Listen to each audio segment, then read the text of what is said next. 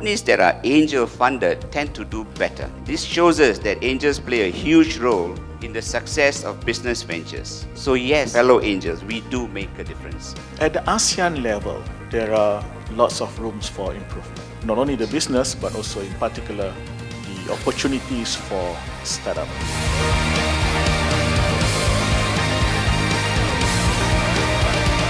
The ability for one to be able to run again after each fall, I think that makes a difference. As Ibu Noni mentioned, entrepreneurship is not a hobby, it's tough, and it takes a lot of passion and resilience. When they get to that next step, what makes the most sense? Where should we be? How to driving the team to make that a business going fast. Don't just take the money, tap into the friends and the networks and the experience that the angels have. You're most likely to fail not because you don't focus on your competitors, you're most likely to fail because you don't talk to your customers. About investment, it's a lot about networking. People need to get to know you as a person, to be comfortable with you. In telling your story, you need to be able to also sell yourself. Many of the successful companies, you will find that founding teams have an equal sort of distribution in terms of male and female. Perhaps that's where the balance is in terms of whether it's ethics or integrity or profitability. So if you're focusing on the income side of the business, if you didn't manage to find a tenant, they've run out of money, the crowd might get less money for that year. Unlike kind of equity crowdfunding, the risk of losing all your cash is quite small because property is a reasonably safe investment and it's unlikely that it's going to get swallowed up into the ground. It's highly likely that any founder, any startup rather, that you invest in will need to pivot at some point in response to the market. Your market is not just the market of your customers and your suppliers, it's a market of all of your stakeholders. A really concrete value like access to knowledge, access to finance, access to market and expertise to the entrepreneur. If you invest through ECF, usually you are a passive investor.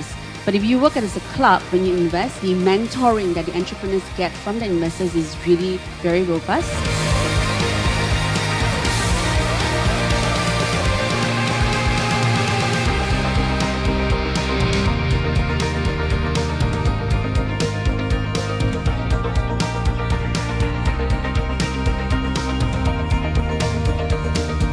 Also because of the risk-averse manner of corporates. But as a result, this technology for us is critical at this point, but it's not something that we see as we want to completely acquire and close down the system.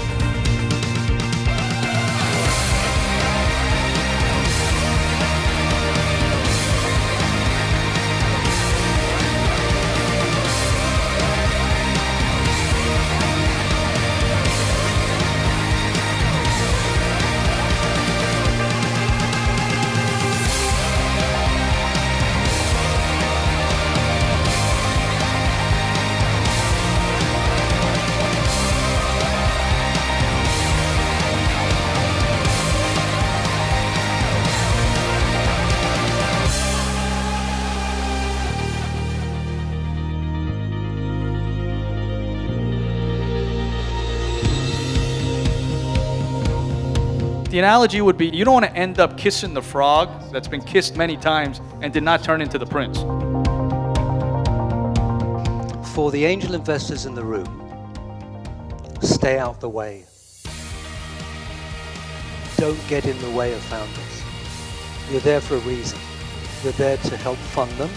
And I've said to you, make sure you like the people, make sure you have some empathy with what they're doing, then get out the way.